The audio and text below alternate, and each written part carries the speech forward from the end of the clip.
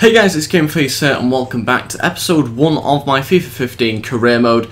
And today I'm going to be starting a completely new career mode. It's going to be slightly different to my other one that I have that is running alongside this, which is my Juventus career mode, where I will be staying with Juventus for about 2 or 3 seasons and seeing where I can get them in the league, in the Champions League, and all the various different cups that come along with it. But this is going to be a slightly different one. This is with Stoke City. Initially it's going to be with them anyway.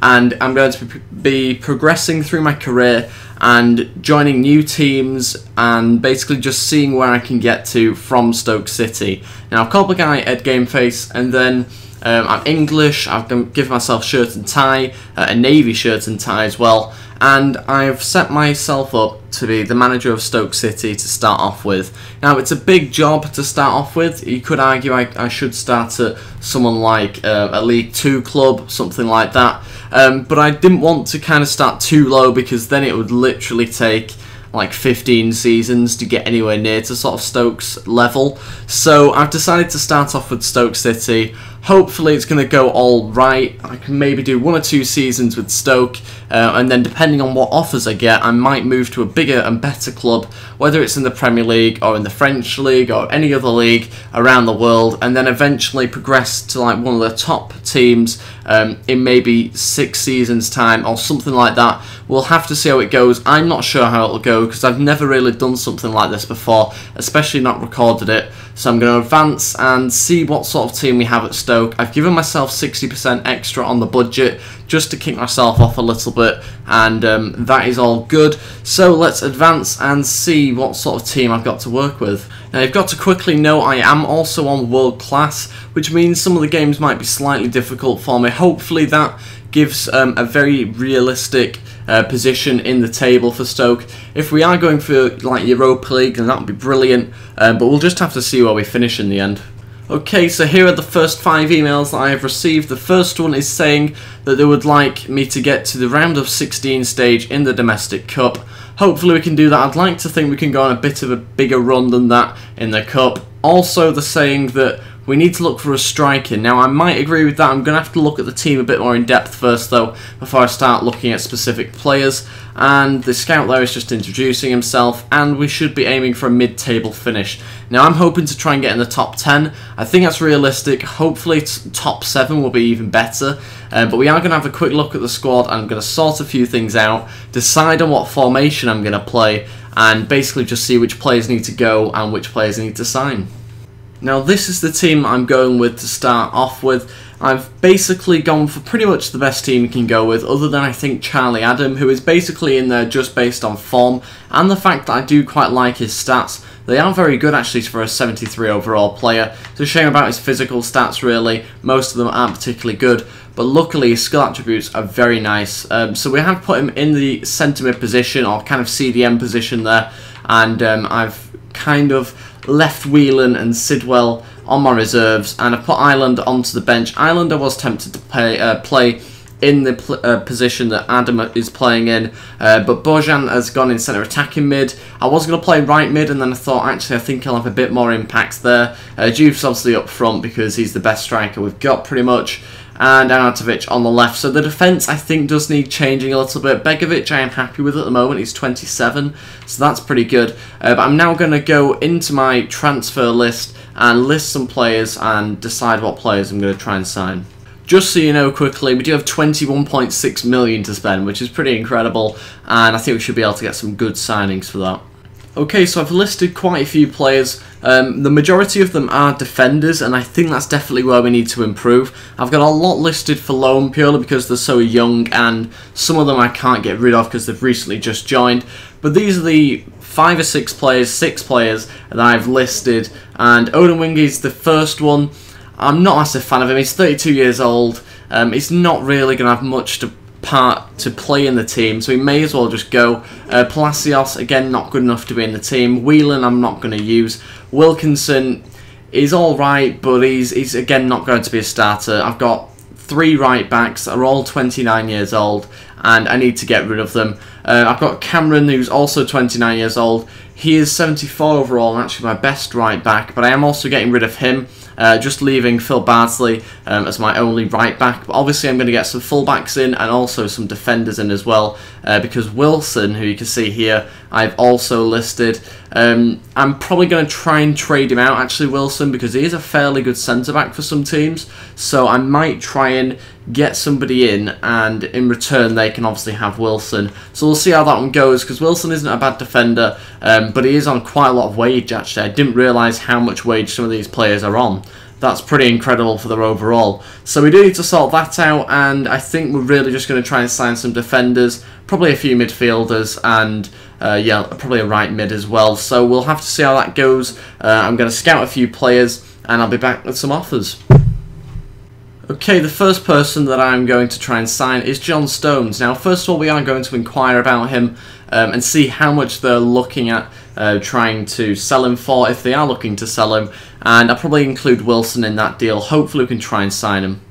Okay, so the next player we're going to look at is Kyle Walker. Now, he might be a bit out of our price range, but we are going to inquire about him and maybe include another player, a right back that we have put up on the transfer list. So hopefully we can try and sign Kyle Walker, but it might be a bit adventurous, that one. And another player we're going to look at is Kolarov. He might not be one to sign because he is 28, but I'm going to look at him anyway because we could do with someone that's really good at free kicks in the team, and I can't think of too many players off the top of my head that are. Maybe Adam is, but I'm not 100% sure really looking at the team. So I'm going to scout him, and I'll have another look at some more left backs. Another player I'm going to scout is Danny Rose. We'll also inquire about him, and again we'll see whether we can try and sign him, but it might be a bit adventurous. The next player I'm going to scout is Ki Sung-young, and again I'll inquire about him. Hopefully he can join our team because he does look like a very good player with some pretty decent stats. And I think to finish things off for now, we're also going to scout Joe Allen and inquire about him and see whether again we can try and sign him. Spurs have come back and said that 11 million would be needed for Kyle Walker.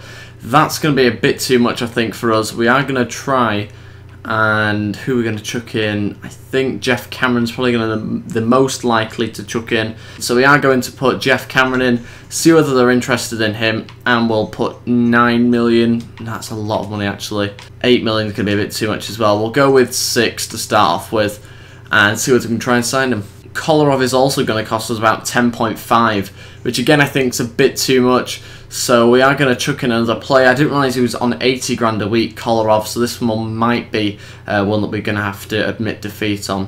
I'm going to try and give Man City Glenn Whelan, which again sounds a bit different, but we're going to go for it anyway. And we're going to give them 7.5 million, see what they say to that. Everton have said it would need 6 million to sign John Stones. Again, we're going to have to lower it, and we're going to include... who are we going to include in this deal? Actually, the centre-back, Mark Wilson. 2.1 million he's worth, so we're going to go for 3 million, see what they say to that. Hopefully that's going to be enough to try and get him away from Everton. Danny Rose is supposedly worth 21 million. That one we're definitely just going to have to say that we can't sign him and move on to the next player, which is Ki Sung-young, 8 million, a reasonable amount actually. We are going to have to put in a player also to try and sign him. And I think that player's probably going to be... I think the player's going to be Odin Wingy. 1.5 million he's worth. They might not be interested in him, but we are going to see whether 5.5 million will be enough to sign him. So that's about 7 million in total.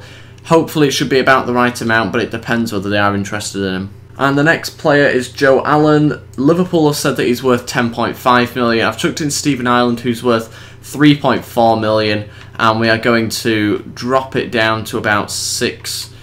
no, actually about 6 million, not 6.5. And see what they say to that, really. I've just seen that also in talks with Ki Sung-young is West Brom, and they've put in a bid for 5.5 million. Hopefully we can try and top that. I can't remember what our bid was, but I'm pretty sure it was 6 million. I can't remember though. Okay, Swansea have accepted our bid, and that is looking really good actually at the moment if they want Odin Wingy, which they clearly do. And 30 grand a week, I'm going to put him as an important first team player, and hopefully we can try and sign him on a 3-year deal. Man City somehow have also said yes to this, 7.5 million and Glenn Whelan. I'm starting to think whether I'm paying a bit too much now for these players. And 80 grand a week, that is a lot for Kolarov. But I think he will play a big part in the team, so I am going to sign him. I know it does seem a lot and it's a big part of my wage budget, but if I can get him on a 3-year deal, and he'd probably be an important first team player, then that would be absolutely brilliant. Spurs have also accepted this one, Kyle Walker, and he wants 60 grand a week. Again, we're going to try and see whether he's happy to join us or not. Hopefully he is, because I'm a bit worried that maybe they're going to say the club's not prestigious enough for them, like they usually do, but hopefully, they've accepted an offer from another club. But hopefully they do let us sign the player. John Stones, though, that's not looking too good. They've accepted another offer from another team, and that is from Newcastle. He was the one that I was really looking forward to getting. It looks like he's on his way out, but he hasn't actually gone yet, so I'm a bit confused as to what is happening with that one.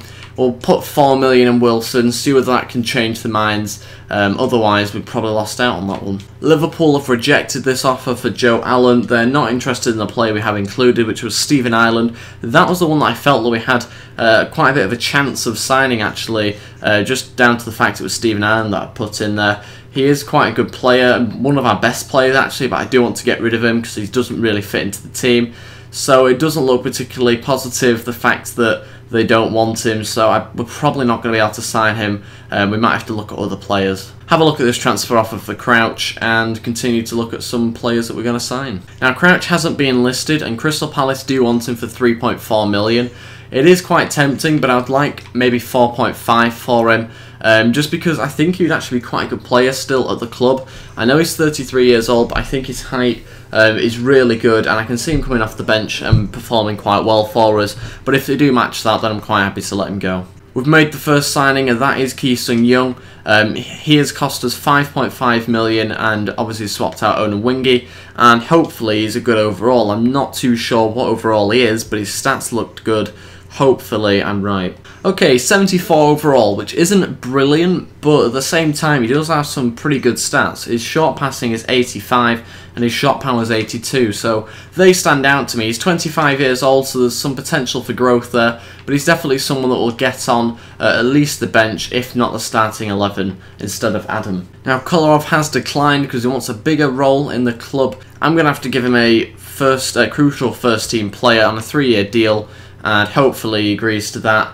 Otherwise, I'll probably just say the club's not good enough for him. But we'll continue to sim and see what's happening. Now, I did decide to scout Yedlin just because he was quite fast. He's a good young player, and he does look like a very good signing. But I think he's probably someone for next season or in January to try and sign when I'm able to get rid of my other right back, which is Bardsley, which has just been signed by Stoke, so I can't get rid of him. So he's probably going to be a second right back, I think, probably in January, so we will just put him on our short list and leave him for now. Everton have now decided to accept, which is brilliant news. 30 grand a week. I'm going to try and get him on a 4-year deal, and he's going to be an important first team player. Kyle Walker's also accepted. That's brilliant news for us. It's a shame it was 6 million in the end, but I think that's a kind of a reasonable amount. The only downside, I think, to the deal is that he's on 60 grand a week. Luckily, though, with Jeff Cameron on the way out, it's not been as bad as I first thought. Kyle Walker's 77 overall and looks a very good addition to the team, already looking stronger in defence. Just need to get the left back sorted out, and I think we're pretty much going to be done for the starting 11. We might have a look on the bench and see where we need to improve.